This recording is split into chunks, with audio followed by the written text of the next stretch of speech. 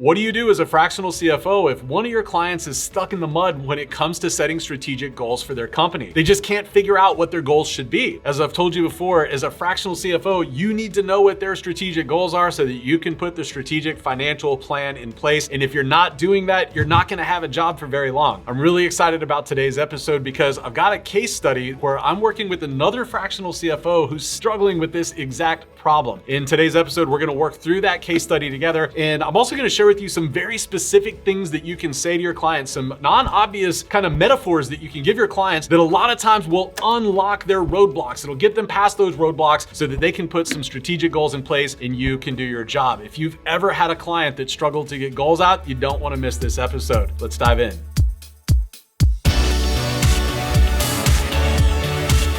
My question revolves around a relatively new client that I've got. I've had them for about 4 months. They're growing quickly. They were less than $1 million in annual revenue last year, but they're expecting to be about $24 million in annual revenue next year. And in the past few months, they've come in with about $2 million worth of annual revenue, or $2 million worth of revenue. So they're growing quickly. And there's a whole team of them. There's a CEO, a COO, there's a key stakeholder, a shareholder. There's somebody else who's on the executive team who hasn't really got a title yet. And they're hiring salespeople and a whole bunch of things are happening. And it's going great. I've been able to give them some good direction. They've worked fairly well with me. But when I have a CFO report meeting or a CFO check-in call meeting with them, there's a whole panel of them. There are 4 or 5 of them, plus an executive assistant. And so it's a little bit like herding cats. And I've got my scope of work nailed down pretty tightly with them. And I'm trying to track action items and I'm trying to get them to dial in on their goal setting. They haven't got a corporate set of goals to this point. So I'm trying to lead them in that direction. But there's so many of them. I'm having trouble driving depth. I've been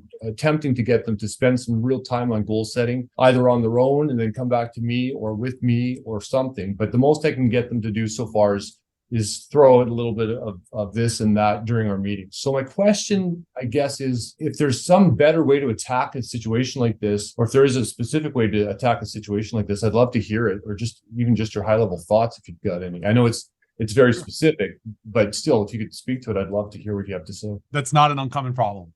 Like this is actually something that, especially when you start having, we call it like a leadership team or an executive team. This is part of what you got to solve for as a fractional CFO. So just know that you're not unique. You're not doing something wrong. This is just part of what we do. So a couple questions to be able to give some more specific answers. And so what I heard you say is you're having a hard time getting them to define like strategic goals, which is making your job harder. Did I hear that part right? Yeah, that's fair. Yeah, I'd love to have some goals laid out. And so far, we've got a few laid out, but it's not comprehensive enough to really drive the strategy yet. Yeah. So one thing, change the language. You wouldn't like to have some goals. You will fail miserably as a fractional CFO absent goals. So let's just understand that this is an actual important problem that is critical to you staying employed by them, because without goals, you have a shelf life that is probably measured in months, not years. Okay. So let me just start by saying that this is a problem you must solve. Okay.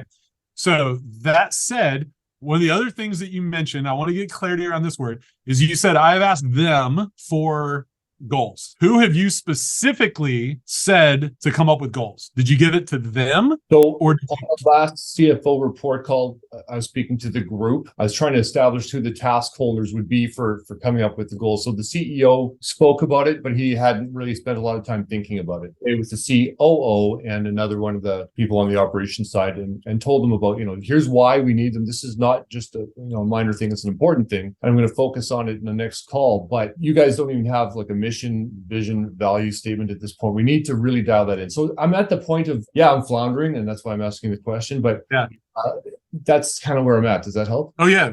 That was the answer I was expecting. Okay. So we're good. I just had to validate, but I didn't want to make an assumption. We got tragedy in the commons. And so what you've got to do, all of the things that you just mentioned, they have to fall on the CEO. That setting company goals isn't the job of the COO, setting values and vision, that's squarely on the CEO's shoulders. And so what I want you to do is direct the CEO, really help them understand, look, without goals, comprehensive goals that are aligned with the vision of the company, we're all just wandering around in the dark here. And what I heard all of you guys say is that we want strategy, we want direction, we want clarity, we want the roadmap, and all of that is predicated on having a very clear understanding of where the company's going and what the goals are. I can't do my job to give you guidance on what's going to help you get there financially if I don't know where we're going. And so every month that we don't have those goals, we're wasting money, right? And maybe this is a one-on-one with the CEO or the CEO and the COO, but I would give the direction to the CEO, like, listen, by our next call or by whatever date, I want you to come back and you can send me these ahead of time if you want, but we need 3 very clear goals that are at least 1 year or 3 years in the future. A lot of times, if they've never had goals, thinking 3 years or 5 years or 10 years in the future is daunting. So you might say, what are the goals that we want to hit by the end of this year? This is a great example to give them that hits the light bulb. It's December 31st, 2024. We all meet up to toast in the new year together. We're literally raising our glasses and we're toasting to what an amazing 2024 we just had. What are the specific things that we're toasting to that we accomplished this year that make us super excited for the next year? So if they're stuck on coming up with goals, just put it in terms of like, we're having a toast. Why are we so excited on December 31st of next year? And we're like, well, shit, we had record revenues. We got all of that debt paid off. You know, we paid back a bunch of our shareholders or like whatever. Give them some of those things, but put it in terms of that, like we're making a toast. And a lot of times that'll unlock some of those ideas that get them kind of forward looking and goal setting. Now your job's a lot easier. You're like, okay, got it. I can work with those things. And then you can start putting different strategies and tactics together financially. You can start putting projections together that are going to result in those toastable things. But I tell the CEO, like, look, I'm going to challenge you right now. You've got to spend the next 30, 60 days really thinking through where you want to send this company. And if you want to, I would say, like, look, if you need help, CEO, let's hop on a call separate from this and I can work with you one-on-one. If you want to get some input from your COO, or you want to get input from the investors, that's great. But you can't delegate setting the vision and the company goals. You can get input, but you can't delegate that responsibility. You got to do it. I'm happy to walk alongside you in that journey, but that needs to be like one of our big focuses over the next 30, 60, 90 days is figuring that out and be that person. Like I talk a lot about executive level leadership. This is where you can step in and provide executive level leadership. This is where you can step in and provide executive level accountability, right? You've got to put it on the CEO's shoulders. Anytime you're coming up with those goals and the tactics, you got to assign it clearly to one person. When we hear them, there should be a flag. Hey, I'm tasking you guys.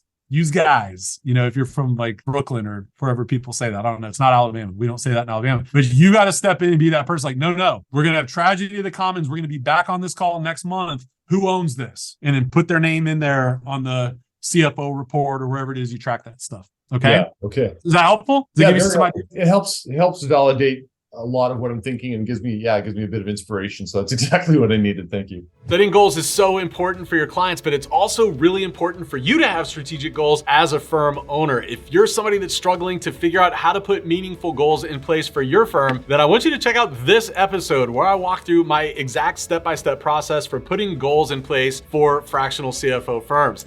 In the meantime, I can't wait to see you back here next week, my friend. I will see you then.